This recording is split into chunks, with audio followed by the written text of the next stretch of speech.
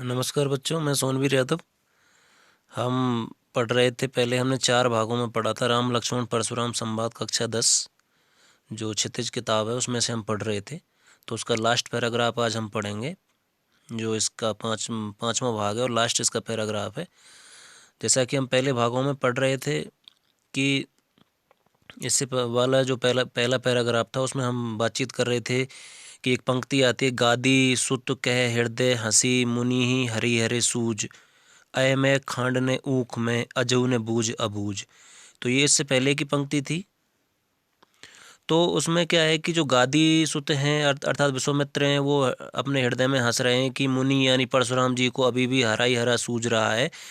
और उन्होंने कहा कि ये जो लक्ष्मण है वो अयमय खांड की, ये लोहे की बनी हुई खड़ग है, न ऊख में कि ये गन्ने का बना हुआ नहीं है, अर्थात चीनी का बना नहीं है जिसे तुम समाप्त कर दोगे। अजहू ने बूझ अबूझ, अजहू मतलब अभी भी, न यानी नहीं, बूझ यानी समझ रहे हैं, अबूझ यानी बेसमझ बने हुए हैं। तो यहाँ तक हमने पढ़ लिया था। तो हम पढ़ते हैं आगे। देखिए, कहेऊ लखन मुनि सील तुम्हारा, को नहीं जान विदित संसारा। कहेऊ लखन, लखन है लक्ष्मण जी के लिए आया है कि लक्ष्मण जी ने कहा कि हे मुनि, जो तुम्हारा सील यानी जो शांत सील तुम्हारा यानी शांत जो स्वभाव है तुम्हारा, को यानी कौन, नहीं यानी नहीं, जान यानी जानता है, अर्थात तुम्हारे इस सील स्वभाव को कौन नहीं जानता है। विदित संसारा अर्थात पूरा संसार तुम्हारे स्वभाव को जानता है और ये संसार भर में विख्यात भी है कि इस तुम्हारे इस शांत स्वभाव से कोई भी अछूता नहीं है। तो इसका मतलब यहाँ पर सीधा सीधा लक्ष्मण जी जो हैं परशुराम जी पर व्यंग्य कर रहे हैं, क्योंकि उनका तो शांत स्वभाव था ही नहीं, क्योंकि वो बार बार गुस्सा कर रहे थे, फरसा दिखा रहे थे, लक्ष्मण को मारने की बात कर रहे थे। तो यहाँ पर लक्ष्मण द्वारा उन पर व्यंग्य किया जा रहा है, कटाक्ष किया जा रहा है, उनको एक तरीके से उनको भड़काया जा रहा है कि ये कह करके कि उनके सील स्वभाव को कौन नहीं जानता, जबकि उनका सील स्वभाव नहीं था। मात पितई उरिन भय नीके। अब मात पितई उरिन उरिन भय नीके मतलब मात पिता, मात यानी माता यानी माता, पिता यानी पिता, उरिन मतलब उरिन का मतलब होता है ऋण से मुक्त, कि जिसका ऋण या कर्ज से उद्धार हो गया हो, या जिसने अपना ऋण चुका दिया हो, या जो ऋण से मुक्त हो चुका है, उऋण का मतलब होता है। ठीक है। तो जिस जो अपने ऋण से, उऋण की मात पिता उऋण भय, भय यानी हो गए हो, नीके यानी पूरी तरीके से, कि तुम पूरी तरीके से क्या हो गए हो, माता पिता के ऋण से मुक्त हो ही गए हो। गुरु ऋण रहा सोच बड़ जी के, कि गुरु ऋण यानी गुरु का ऋण, रहा यानी रह गया है, सोच बड़ जी के, सोच बड़ जी के मतलब सोच बड़ जी के। तो यहाँ पर जो सोच बड़ जी के का मतलब है बड़ी चिंता, बड़ सोचू यानी सोच या चिंता, बड़ी यानी बड़ी चिंता है तुम्हारे मन, और जी के मतलब मन में, यहाँ पर जी के क्या है, मन में, कि गुरु के ऋण के बारे में वो क्या है, जो तुम्हारा गुरु का ऋण है वो शेष रह गया, उसके बारे में तुम्हारे मन में बड़ी चिंता है। अब देखो, माता पिता का जो ऋण है उससे उऋण कैसे हुआ है, यानी ऋण से मुक्त कैसे हुआ है। एक छोटी सी कहानी मैं आपको बताता हूँ इससे संबंधित। जो परशुराम जी थे वो विष्णु जी के आवेश अवतार थे, मतलब आवेश कहते हैं गुस्से को। तो उस तरीके से वो उनके अवतार थे। इनके माता पिता, पिता का नाम जमदग्नि था, माता का नाम रेणुका था। इनके 4 बड़े भाई थे। ठीक है। तो एक बार क्या होता है, इनके जो ये थे वो पिता के आज्ञाकारी शिष्य थे और विद्वान भी थे। तो इनके पिता ने इनके जो बड़े भाई थे उनको फल लेने के लिए जंगल में भेज दिया, और जो इनकी माता थी वो हवन के लिए जल लेने के लिए गई थी। तो वहाँ पर एक चित्ररथ नाम का जो राजा था वो जल विहार यानी जल में नहाने के लिए वहाँ पर आया था। तो उसको देख कर के उनकी जो माँ थी वो उन पर मोहित हो गई थी, उनका मन विचलित हो गया था। इस बात को जब वो वापस जा रही थी, वहाँ पर पहुँची, तो उन्होंने जमदग्नि जो इनके पिता थे परशुराम जी के, उन्होंने इनको पहचान लिया था, कि देख लिया था वहीं से बैठे हुए कि वो दूरदर्शी थे, दूर दूर तक देखने वाले थे। तो उन्होंने पहचान लिया था कि इनका मन विचलित हो गया है। तो इसलिए उन्होंने अपने सभी पुत्रों को बुलाया और उनसे कहा कि तुम तुम्हारी माँ की हत्या कर दो। तो 4 जो बड़े पुत्र थे उन्होंने मना कर दिया कि हम अपनी माँ की हत्या नहीं करेंगे। तो परशुराम इनके आज्ञाकारी पुत्र थे जमदग्नि के, तो उन्होंने कहा कि परशुराम से कि आप इनकी हत्या कर दीजिए, तो अपनी माँ की हत्या कर दीजिए। तो उन्होंने फरसे से अपनी माँ का सर काट दिया था। तो एक तरीके से पिता का ऋण तो ये था कि पिता का ऋण होता है कि अपन जो उनका पुत्र होता है वो उनकी आज्ञा का पालन करे। ठीक है, तो उन्होंने एक तरीके से पिता का ऋण तो इस तरीके से चुकाया कि अपनी पिता की आज्ञा का पालन करके अपनी माता का वध कर दिया। और माता का ऋण ऐसे चुकाया कि एक बेटे का, एक पुत्र का धर्म होता है कि वो अपनी माँ की प्राणों की रक्षा करे। तो अब प्राणों की रक्षा कैसे की उन्होंने? अपने जब उन्होंने कहा कि बेटा तुम जो मैंने तुमसे कहा है उस चीज़ को तुम करने में कामयाब हुए हो, तुमने मेरी आज्ञा उसका पालन किया है आज्ञा का, तो तुम कुछ भी मुझसे वरदान मांगो। तो उन्होंने अपनी माँ को वापस जीवित करवा लिया था। और इस तरीके से वो अपनी माँ के ऋण से भी मुक्त हो गए थे। तो माता पिता के ऋण से तो ऐसे मुक्त हुए थे। अब उनके ऊपर गुरु का ऋण क्या बचा था? गुरु कौन थे? उनके शिव जी थे। तो उन्होंने उनको धनुष दिया था, तो उसकी रक्षा करना उनका धर्म था, उनके ऊपर वो ऋण था। तो वो उनके ऊपर अभी बाकी है, क्योंकि वो उसकी धनुष की रक्षा नहीं कर पाए थे, तो वो ऋण उनके ऊपर शेष रह गया था। तो उसके बारे में उनके जो मन है उसमें बड़ी चिंता थी। तो सो जनु हमरे माथे काढ़ा, कि जो वो ऋण है, सो यानी वो जो ऋण की बात यहाँ पर हो रही है कि सो जनु यानी मानो, वो उस ऋण को हमरे माथे काढ़ा, कि तुम हमारे माथे काट देना चाहते हो, मतलब हमें दोषी मान मान रहे हो तुम। अब उस दोष को हमारे सर मंडकर और तुम अपने गुरु का ऋण उतार देना चाहते हो। मतलब यहाँ पर जो काढ़ा है मतलब निकालना या थोपना या उतारना या मढ़ना, ये इसके अर्थ हो जाएंगे।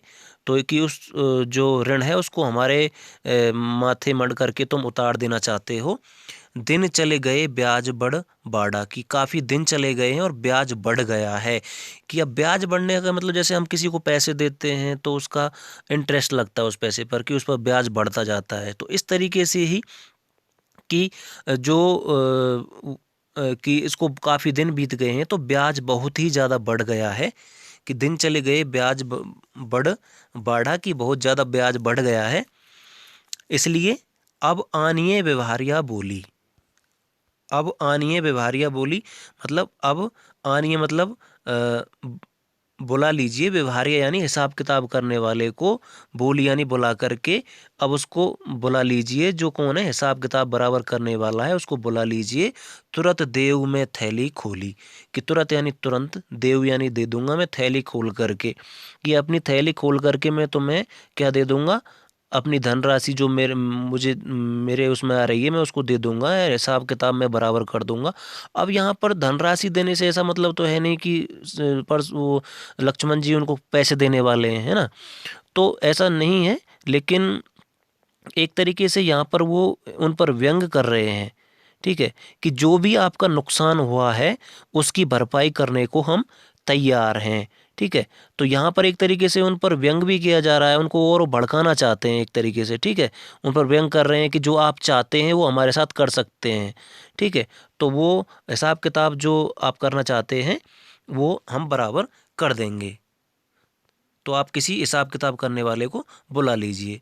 सुनी कटु वचन कुठार सुधारा, सुनी यानी सुन करके, कटु यानी कड़वे, वचन यानी बोल, कुठार यानी फरसे को, सुधारा यानी सुधार लिया, तैयार कर लिया।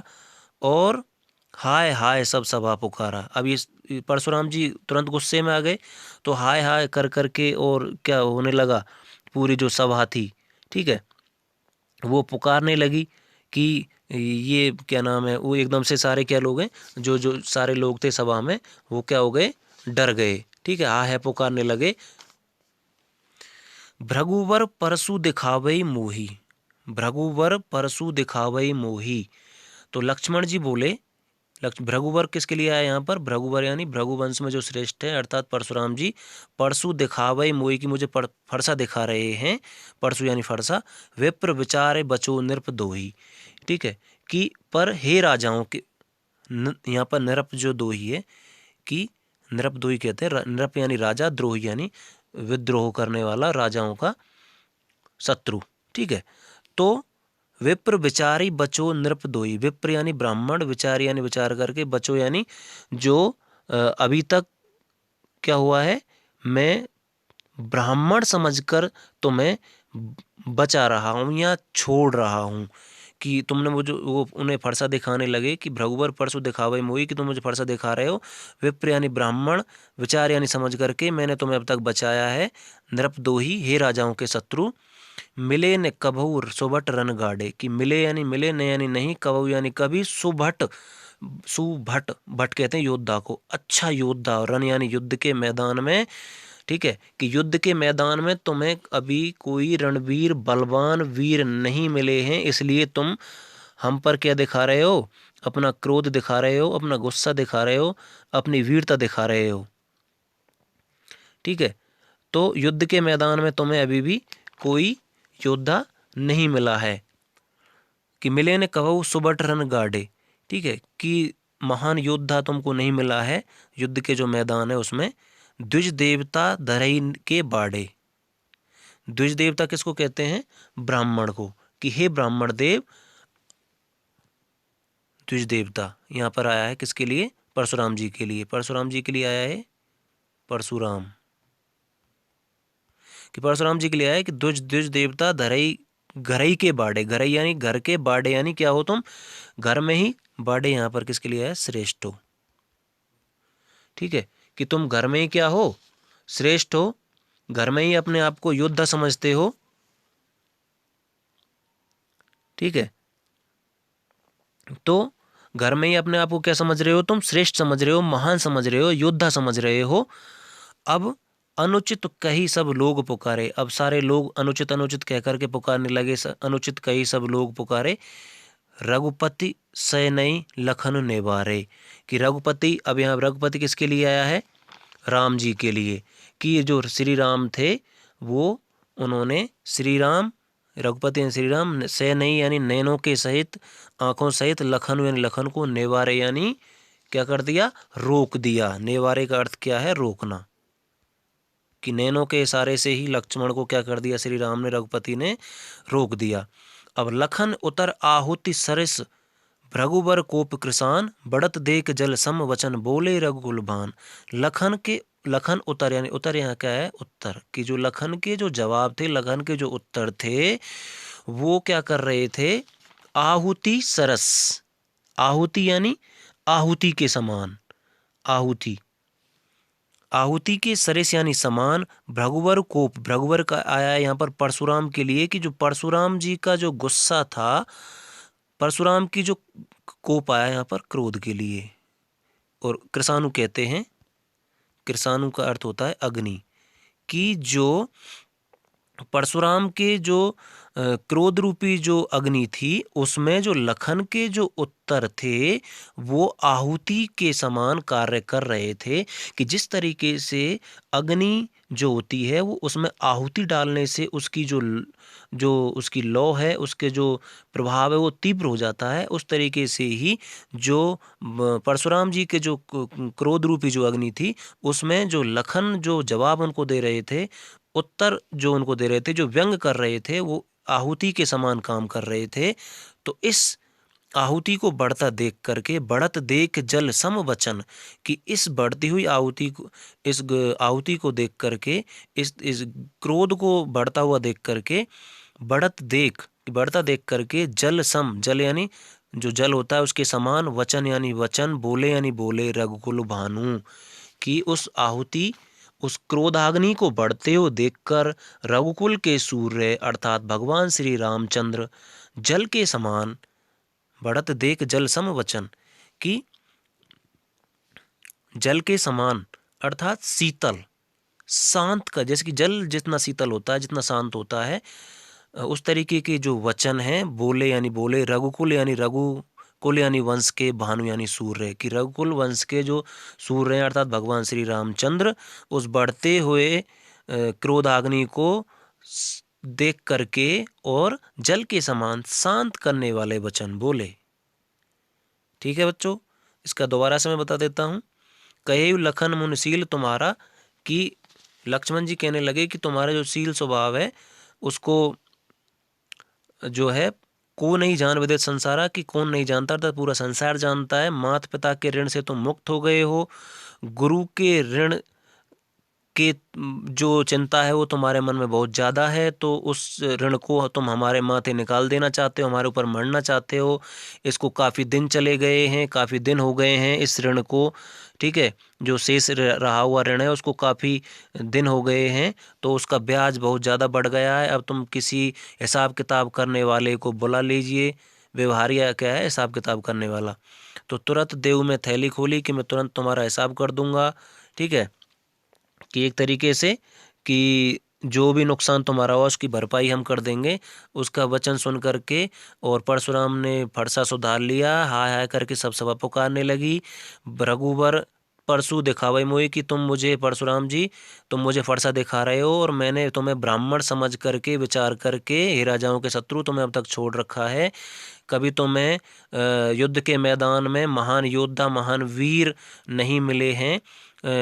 द्विज देवता घरई के बाड़े कि हे ब्राह्मण देवता तुम घर के क्या हो, योद्धा हो, और अपने आप को क्या समझ रहे हो, घर के ही अपने आप को श्रेष्ठ समझ रहे हो, महान समझ रहे हो, योद्धा समझ रहे हो।